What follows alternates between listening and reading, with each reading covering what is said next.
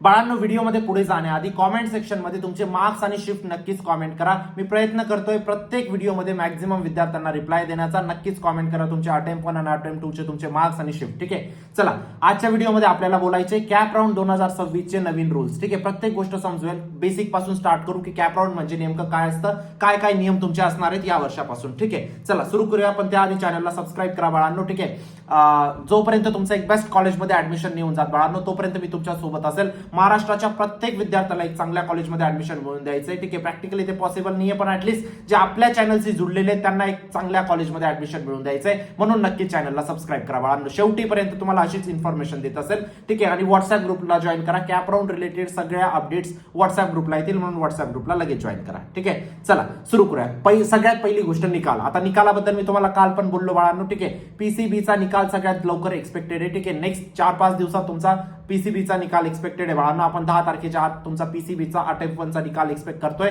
आणि तुमचा 13-14 तारखेपर्यंत पीसीबीच्या अटेम्प्ट 2 चा निकाल एक्सपेक्ट करतोय. त्याच जागेवर तुमचा पीसीएमच्या अटेम्प्ट 1 चा निकाल आपण एक्सपेक्ट करतोय बाळांनो अराउंड तुमचा 15 जून पर्यंत आणि अटेम्प्ट 2 चा एक्सपेक्ट करतोय 20 जून पर्यंत. आता तुम्हाला युट्यूब वरती ज्या गोष्टी सांगितल्या जात आहेत की उद्या लागणार आहे, परवा लागणार आहेत, सगळ्या गोष्टी खोट्या आहेत बाळांनो. जसा आता तुमचा निकाल लागेल लगेच तुमची ऍडमिशन प्रक्रिया सुरू होऊन जाणार आहे. ठीक आहे, आता किती राऊंड्स असतात बाळांनो हे पहिले समजून घेऊया.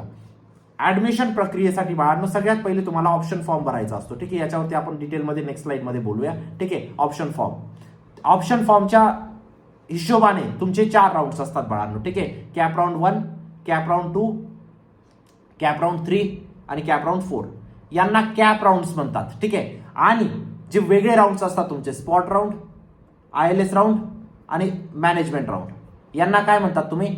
ए कॅप राऊंड म्हणतात. काय म्हणतात? ए कॅप राऊंड है ना. म्हणजे हे कॅप राऊंड्स असतात तुमचे, हे ए कॅप राऊंड्स असतात. एवढी गोष्ट समजली तुमचे. कॅप राऊंड्स म्हणजे ही प्रोसेस तुमची गव्हर्नमेंटने कंडक्ट केलेली असते. कोणी कंडक्ट केलेली असते? गव्हर्नमेंटने.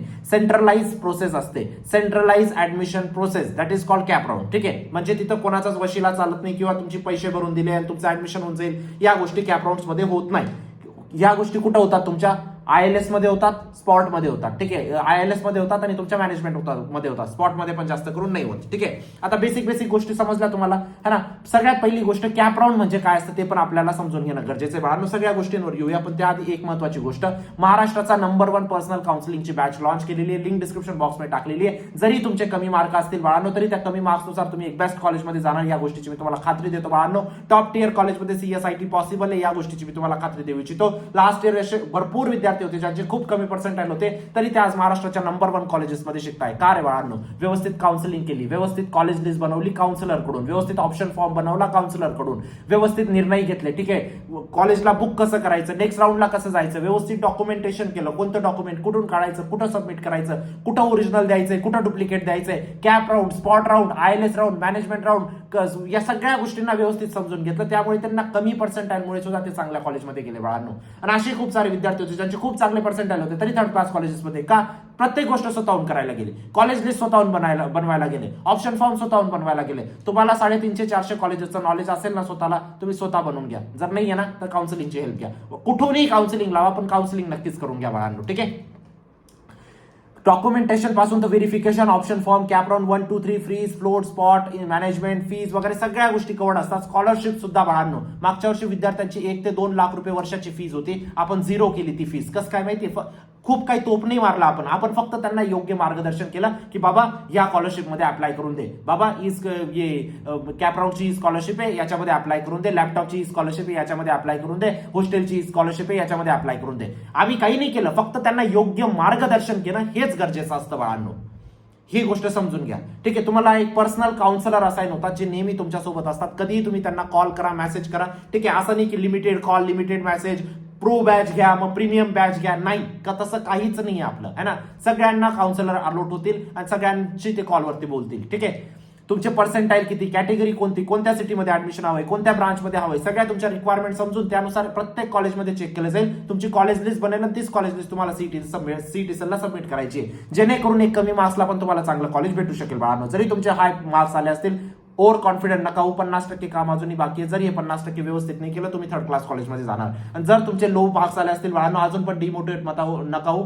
50% काम अजूनही बाकी. जर या 50%ला व्यवस्थित केलं तुम्ही बेस्ट कॉलेजमध्ये जाणार. आणि 50% काम म्हणजेच तुमची काउन्सिलिंग आहे बाळांनो. ठीक आहे, तुमच्या आयुष्याचा प्रश्न आहे, योग्य निर्णय का? हा निर्णय फक्त तुम्हाला नेक्स्ट 4 वर्ष नाही बाळांनो, नेक्स्ट तुमचे 20 ते 25 वर्षाचा निर्णय आहे. आज जे कॉलेज भेटलं ते तुमचे फ्युचर डिसाईड करतं है ना. व्यवस्थित निर्णय. काही अडचण असेल व्हॉट्सअप करा बाळांनो. प्लीज माझ्याकडनं कॉल रिसीव्ह नाही होत कारण मी स्वतः आहे बाळांनो कॉल रिसीव्ह करायला है ना. म्हणून तुम्ही प्लीज मला व्हॉट्सअप करा. कारण माझ्याकडे असं नाही की बाळांनो तुम्हाला 10 वेळा कॉल करतील माझी टीम की सर काउन्सिलिंग घेऊन घ्या, काउन्सिलिंग घेऊन घ्या, काउन्सिलिंग घेऊन घ्या. नाही, ज्याला जेन्युअनली गरज वाटत असेल तो नक्कीच एनरोल करून घेईल. ऍपची लिंक डिस्क्रिप्शन बॉक्समध्ये टाकलेली आहे. ठीक आहे, सगळ्यात पहिलं आपल्याला समजून घेणं गरजेचं आहे बाळांनो ऑप्शन फॉर्म म्हणजे नेमकं काय असतं. ठीक आहे, ऑप्शन फॉर्मला दुसरं नाव आहे बाळांनो कॉलेज लिस्ट. सोप्या भाषेत है ना, कॉलेज लिस्ट तुमची. आता कॉलेज लिस्ट बघा, कॉलेज लिस्ट तुमचं ऍडमिशन डिसाईड करणारी असते. फॉर एक्झाम्पल तुमचे 60 पर्सेंटाईल आले बाळांनो. किती पर्सेंटाईल आले? 60 पर्सेंटाईल. आता तुमच्या कॉलेज लिस्टमध्ये तुम्हाला फॉर एक्झाम्पल CS पाहिजे, तुम्हाला फॉर एक्झाम्पल पुण्याचं कॉलेज पाहिजे है ना. आणि तुमची category for example OBC category आहे. 1, 2, 3, 4 फॅक्टर आपण कन्सिडर केले. अजून पण खूप काही फॅक्टर असतात पण फॉर एक्झाम्पलसाठी मी 4 फॅक्टर कन्सिडर करतो.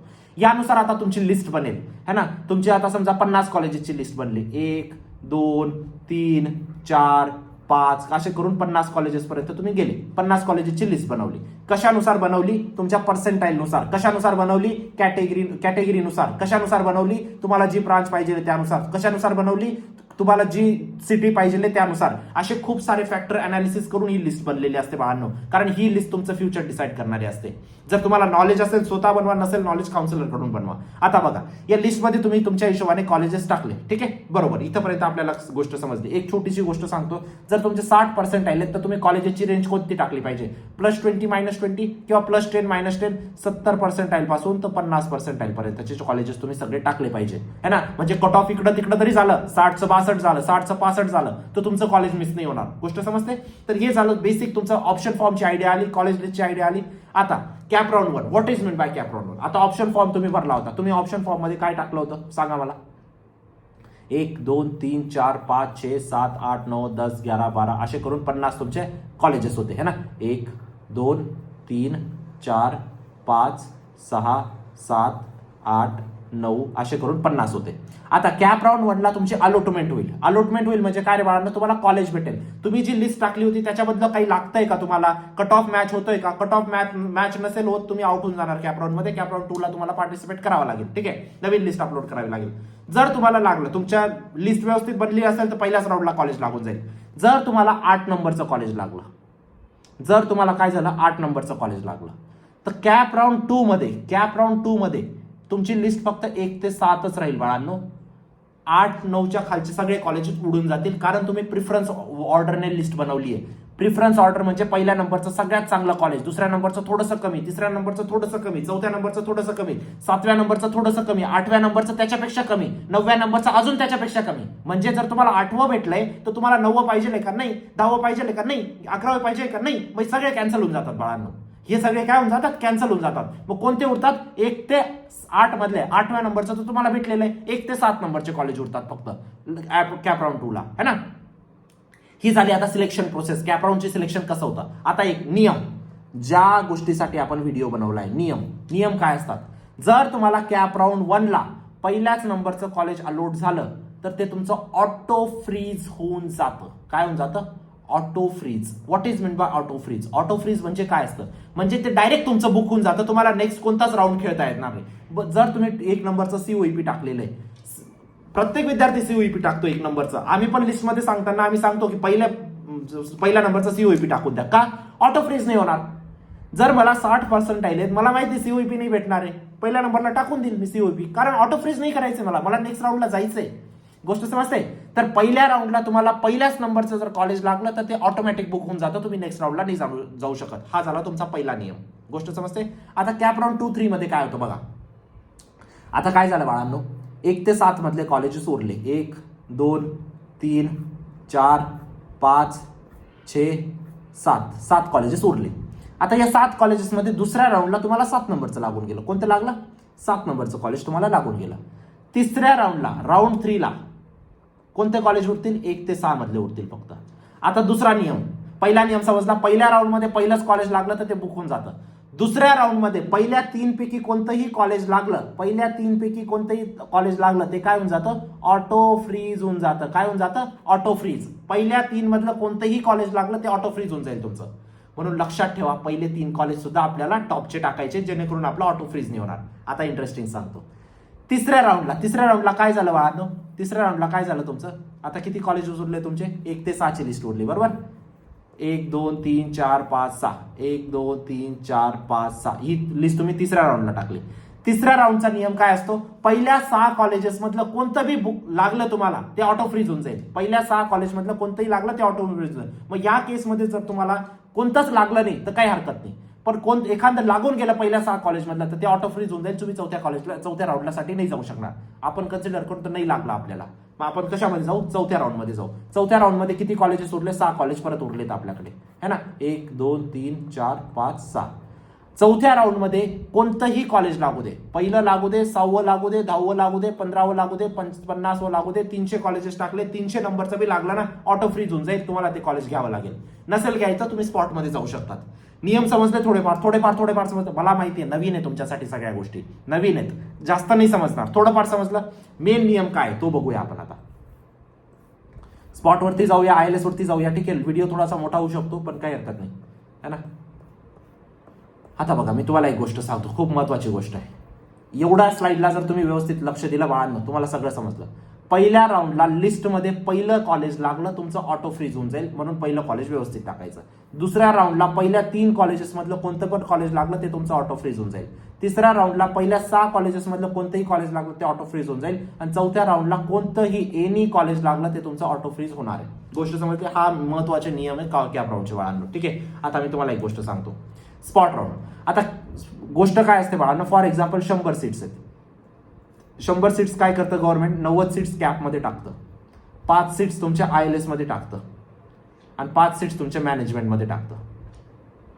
ILS आणि मॅनेजमेंट वेगळ्या गोष्टी असतात, प्लीज या गोष्टीमध्ये कन्फ्युज नका होऊ, ठीक आहे. आता बघा, 100 सीट्स टाकले होते, 90 सीट्स कॅप राऊंड मध्ये टाकले होते, ठीक आहे. फॉर एक्झाम्पल COEP चे 100 सीट्स असतात, कम्प्युटर सायन्सचे COEP ने सांगितलं की 100 विद्यार्थ्यांपैकी 90 विद्यार्थी आम्हाला सेंट्रलाइज प्रोसेसने पाहिजेत आणि 10 विद्यार्थी आम्ही आमचे सिलेक्ट करू, ठीक आहे. चला, 90 विद्यार्थी आहेत. आता या 90 विद्यार्थ्यांमध्ये फॉर एक्झाम्पल COEP कॉलेजमध्ये 86 सीट बुक झाल्या, 4 सीट उरून गेल्या. या 4 सीट कुठं जातात माहितीये, या 4 सीट उठतात इथून आणि कुठं जातात, स्पॉट राऊंड मध्ये जातात. या 4 सीट्स फॉर एक्झाम्पल 4 बोललो मी, असे किती जितक्या सीट्स उरलेल्या सीट्स कुठं जातात, स्पॉट राऊंड मध्ये. गोष्ट समजते. आणि स्पॉटचा कट ऑफ कमी होतो, कारण स्पॉटला फिजिकली प्रेझेंट व्हावं लागतं, तिथं भरपूर पॅरेंट्स स्टुडंट नाही होत, है ना. तर यामुळे स्पॉटचा कट ऑफ कमी लागतो. स्पॉट थोडंफार समजलं, शॉर्टकट मध्ये समजलं, है ना, तेवढंच पाहिजे आपल्यासाठी.